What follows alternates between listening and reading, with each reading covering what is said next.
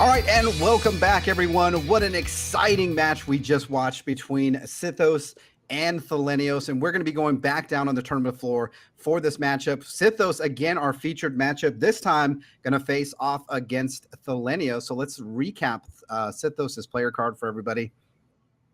Sithos hails from Arizona in the good old US of A. He's 27 years old. He considers his play style to be control. He hasn't placed in any major tournament yet, but he's definitely looking to make his mark and to do it very soon. A funny fact about Sithos, he's a PC hardware junkie. He's obsessed with technical specs and builds. He's actually done a lot of builds for players in the community of Hex. So definitely a PC junkie for sure. Let's take a look at the deck that Sithos is piloting tonight. It's a Diamond Sapphire deck.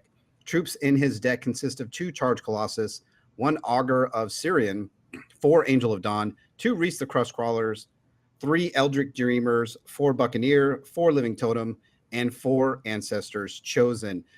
4 actions and constants he's playing in this deck, playing 3 Counter Magic, 2 Solitary Exile, 2 Martyrs, 2 Meek, 2 Repel, and a Soul Marble. Rounding out his resource pool, playing 4 Shards of Purpose. He is playing the champion Rutherford Banks with a starting health of 23, requires double diamond threshold and 7 charge power. Put target troop from your crypt into play. I love this deck, Snake. I love it. It just goes to show you how vibrant Hex is at the moment. We see, again, this Charge Colossus, Rutherford Banks tech. People are experimenting. You've got some things that they know work, and then they're putting that particular combo into a wide variety of decks and trying to figure out what will stick and what has the greatest chance of victory. This deck is a little bit more control-y, fits with Sithos' self-affirmed style. It's got counters, so a bunch of interrupts, and then a bunch of point removal, solitary exiles, martyrs, peaks, things that can get threats off the board and make sure that the path to victory remains clear. One final thing I should mention, this deck focuses on protecting, I would argue, 1 or 2 major threats, whether that is the Augur of Syrian or a Reese the Crust Crawler, perhaps an Angel in a jiffy. But these are the key troops that Sithos is going to be looking for and try and use those to push his way to the end. And Sithos' opponent is Thilenios. He hails from Atlanta, Georgia, USA. He's 23 years old. He likes to play what's fun. He doesn't really have a play style. He just likes to have fun in Hex. And a fact for him, he loves to play games, reading, and sports. So let's take a look at the deck Thilenios is piloting today. It's called Sacrificial Lamb. His troops consist of 4 Profane Ritualists, a single Wakazashi Ambusher, 2 Mushwaki, 1 Monsoon Shogun of the Windigen, a single Blood Cauldron Ritualist, 2 Disciple of Yazukan, 3 Shinhir Eulogist, and 3 Minion of Yazukan. As far as actions in his deck, he's playing 2 Feeding the Young Ones, 2 Extinctions, 3 Kills, 3 Surprise Run Gangs, 2 Gift of the Yazukan, 2 Abominates, 2 Runs to the Litter, and is playing a Scroll of Yazukan artifact. He's playing 2 of those. He's playing Benoshi the Ruthless with a starting health pool of 18, requires a single blood threshold and 3 charge power to sacrifice a troop, and another target troop gets +2/+2. So Thilenios, well-rounded when it comes to his hobbies and well-rounded when it comes to his decks as well. Sacrificial Lamb is part of this bunny train that we have been seeing. Lots of love for the Shinhir. This deck, as with the other decks we have seen in the Casting Colosseum, focuses on a couple of threats that grow as other Shinhir die. So Shinhir Eulogist is a key one of those troops. Whenever another Shinhir dies, it gets +1/+1, or Profane Ritualist, which happens whenever any troop dies. It does not have to be a Shinhir. Couple that with a couple of sacrifice effects, like Blood Cauldron Ritualist. When you sacrifice a troop, it becomes a 5/5 until the end of the turn, as well as Gift of Yazukan, which can sacrifice Shinhir to bring back a Shinhir, give it +3/+3, life drain, and lethal, so make it even stronger than he was before. And we can see how a deck like this could potentially hop its way into first place. And we go down to the tournament floor with the coin toss being won by Thilenios. We'll take a look at opening hands for both players.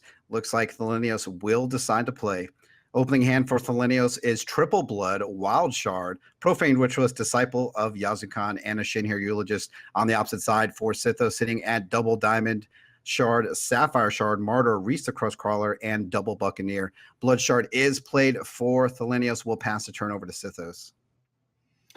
So one thing that should be mentioned in this matchup, while Thilenios wants to come jumping out of the gate as fast as possible, Rutherford Banks does have a major health lead because of the champion choice. Sithos will play a Diamond Shard, pass the turn over to Thilenios. His draw is an Abominate. Will play a Blood Shard, now at 2 resources. Shinhiro Eulogist will join the field for Thilenios, and he'll pass the turn over to Sithos. There are a lot of strong options as far as answers on Sithos' side of the board. Buccaneer, Martyrs, hand is about half full of answers. Hopefully, Thilenios will be able to pull into enough gas, enough threats that he can put on the board to counter all of those. Diamond Shard is the draw for Sithos. Will play a Sapphire and Tunnel Reese. Turn passes back over to Thilenios. His draw is a Surprise Runt Gang. Will play a Wild Shard, sitting at Double Blood, single Wild Threshold, and Disciple of Yazukan is played as we get ready to go into attack phase. This is going to be 3 damage to Sithos. That'll bring him down to 20 health. Yeah, I like this. This is a decent amount of pressure. The big issue is that Thilenios is now on a clock. Reese the Crustcrawler is been tunneled, and it will be popping up soon. And top deck for Sithos is an Angel of Dawn. Will be played for free. Will play a Diamond Shard, now at 3 resources, and we see Buccaneer join the board for Sithos, targeting that Shinhiro Eulogist. That'll go back into Thilenios' hand with cost +1, and Sithos will pass the turn. Are we sure Sithos isn't a wizard? How many angels has this been? It's just one after another. Top deck within the first 6 turns of the game. Draw for Thilenios is a Blood Shard, now at 4 resources. Looks like Profane Ritualist is going to jump onto the field for him. We go into attack phase.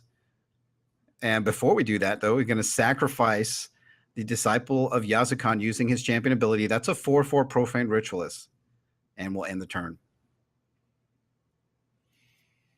Draw for Sithos is a Sapphire Shard. We'll play it now at 4 resources, Double Diamond, Double Sapphire, and a Buccaneer again for Sithos. That's going to target the Profane Ritualist, go back into Thilenios' hand, and will now be a 5 cost. Go to attack phase. We see the Buccaneer and Angel of Dawn swing in. This is 6 damage. This is going to bring Thilenios down to 12.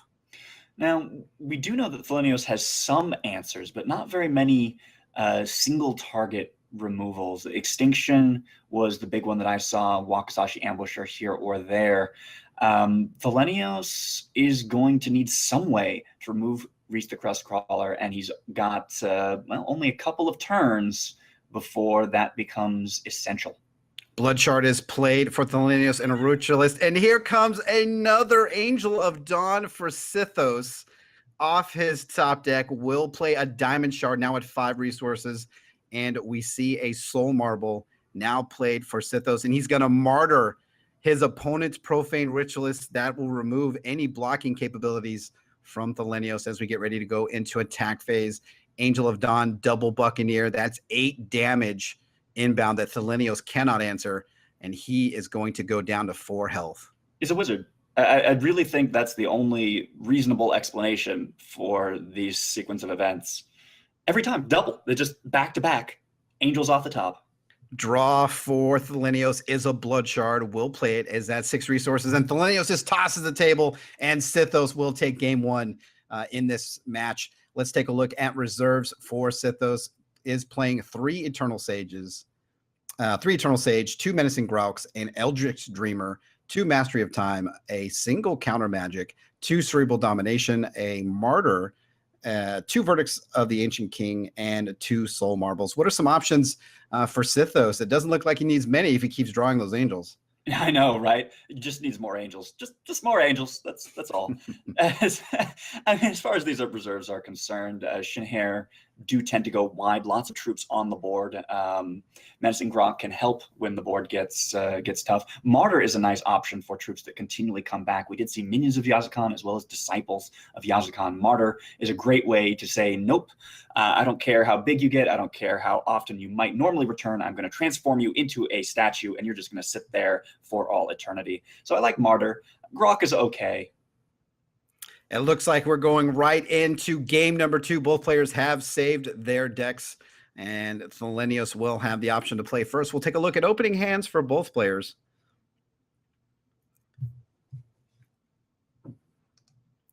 For Sithos, sitting at triple diamond shard, double sapphire shard, counter magic, and Eldritch Dreamer. For Thilenios, sitting at double blood shard, double wild shard, surprise run gang, abominate, and scroll of Yazukan. Both players keep their hands. Thilenios will play a blood shard and pass a turn.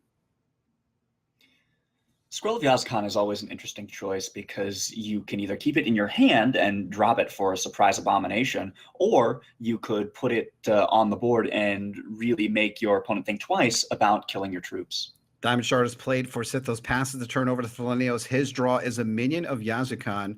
Will play out a Wild Shard, play out the minion, and pass the turn. Can't help but feel that Thilenios is slightly disadvantaged in this matchup because Sithos has so many troops that need to be answered in a handful of turns. Like that! Oh, an Angel of Dawn on turn 2 for Sithos. What? The top decks are real. The top decks are real. He'll just pass the turn. No worries for Sithos. Draw for Thilenios is a minion of Yazukan, now at 3 resources, double blood, single wild threshold. Will play surprise run gang. He does have the ability to use his champion power. Looks like he is on one of the battle hoppers. That is a 3/3 minion of Yazukan. Going to attack. Well, he might hold back. And he might hold back specifically so that he can use Abominate next turn. Draw for Sithos is an Eldritch Dreamer. We go into attack phase.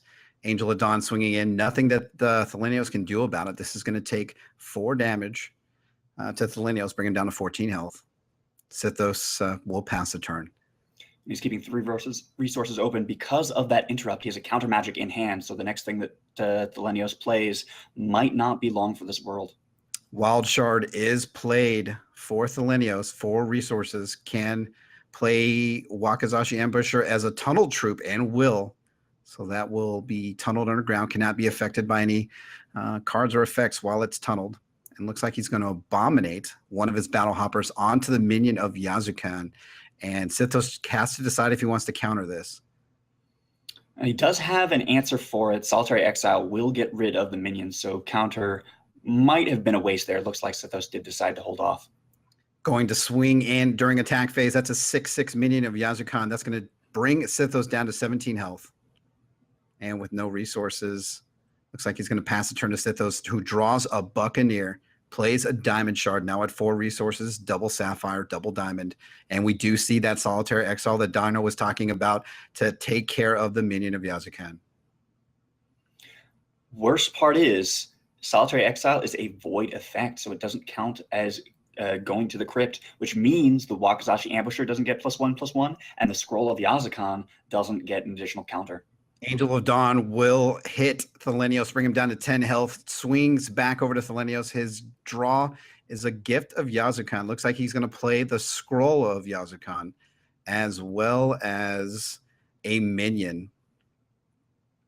And things don't look good for Thilenios right now. No, he's got 3 turns at the max if he doesn't find a way to get rid of that angel. And Thilenios will pass back over to Sithos. His draw is an Ancestor's Chosen. Sithos does have an angel on board since turn number 2. Will play a Diamond Shard, now at 5 resources. We go to attack phase. This is going to be 4 damage that Thilenios will not be able to stop, and will bring him down to 6 health. That's just, I mean, without removal in hand, how do you deal with a turn 2 Angel of Dawn? It's rough. That's why so many people run things like Pride's Fall or Kill. You've got to have an answer to a turn 3 Angel. Eldritch Dreamer and Ancestors Chosen play for Sithos. Turn passes back over to Thilenios. His draw is a Wild Shard. And looks like we're going to go into combat phase. Swing from Thilenios with the 0-1 Battle Hopper and the 1-1 minion of Yazukan. Angel of Dawn will step in front of the minion. Sithos will take no damage. You might as well go out swinging, right? I mean, if you gotta go. You gotta go. Turn will pass over to Sithos. His draw is an Eternal Sage, and we go to attack phase. Elder Streamer is unblockable. That is 8 damage, more than enough to take out Thilenios. And Sithos, with the commanding victory in this matchup, definitely getting revenge for all the gladiators out there for taking that one loss during the previous match versus Thrawn Omega and defeating his opponent Thilenios in a quick 2-0 fashion. Very strong showing from Sithos. Oh yeah, it was pretty one-sided. Now, that's not any commentary on Thilenios' deck or his play. Sometimes games like that just happen, and the likelihood that you get a turn 2 Angel is minuscule. I'd have to do the math, but I'm thinking less than 1%. It's not high, and to have that happen so frequently in both of those matches, it's just it's rough. So it looks like we are going to go back down to the tournament floor where Alucard is ready to interview Sithos after his quick 2-0 victory over Thilenios. Let's head on down and listen to that interview. All right, Snake and Dino, I am here with the victor of this match, Sithos. Congratulations on your decisive victory over Thilenios. How you feeling right now? A little bad. I'm not gonna lie. I think that was probably my fault. I was told to make a fun deck, and I took it as not a tier 1 confirmed meta deck instead of, making a little bit more restrictive, new player friendly deck. So I had fun. I think Thilenios had a really cool deck. I think obviously I wasn't gonna give it more time to do what it needed to do, but had that deck had more time to do what it needed to do, I think it would have been really strong, and he definitely could have won. It's just I got really lucky with Angels of Dawn and things of that nature. Yeah, let's talk about that. Angel of Dawn was like an extremely clutch card off the top that really just pushed you into the win there before he could even have a chance to respond. So what do you think about cards like Angel of Dawn in these style decks? We saw you run it earlier in the Diamond Wild deck. Do you think this is kind of a staple card that you want to keep running in the future? Like, what led you to decide to put this in the deck, and why do you think it's such a strong card? I mean, Angel of Dawn's always going to be one of those cards that if you're running Diamond, especially if it's your secondary color, as long as you're not splashing and Diamond is actually one of the primary colors that you're playing in a deck, you're probably running Angel of Dawns if you can afford them. They've been a strong card since set 1, and the thing is, even if you draw them and you can't play them right then, a 5-cost 4/4 Flight Steadfast is already a really strong card. The fact that I got insanely lucky and hit them super early in the matches, and in fact had 2 of them in one match, kind of pushed it over the edge. Thilenios and I were actually talking during the matches, which I don't know if that'll be something you can do at the Invitational. But I was telling him, this is where you want Turbulence or Vine Lashes or whatever things you can put in your reserves, because you're going to know that if people are playing Diamond, you're going to have to expect Angel of Dawns and have a way to deal with them. Mm-hmm. So based on your quick win in game 1, do you feel like you needed to bring in anything from your reserves in game 2? What were you kind of looking at there? I didn't make too many changes. I took out my Augur of Sirion, and I put in another Martyr because I felt like it worked really well for me in game 1. I saw times where I could use it against him, times where I could maybe use it on my own troops. There wasn't a whole lot that I needed to change based on his deck because I already had things like Solitary Exile and Repel and Meek. Mm-hmm. I felt like I had enough removal in main deck that I could deal with most of the things that he had going on. Awesome. All right, Sithos. Well, thank you very much. We wish you luck going forward as you continue to redeem yourself here in the Casting Colosseum after your loss last round. Congratulations on the victory here, and we will talk to you soon. Sounds good. Thanks for having me. All right, back to you, Nathan and Adam. All right, thanks, Vinay. Great interview there. Sithos coming back after that loss. So for the record, only 2 gladiators have fell during the Casting Colosseum, Speed Limit and Sithos, but both have come back to victory. Speed Limit taking 2 matches on Friday, and Sithos coming back after that matchup and winning 2-0 against Thilenios.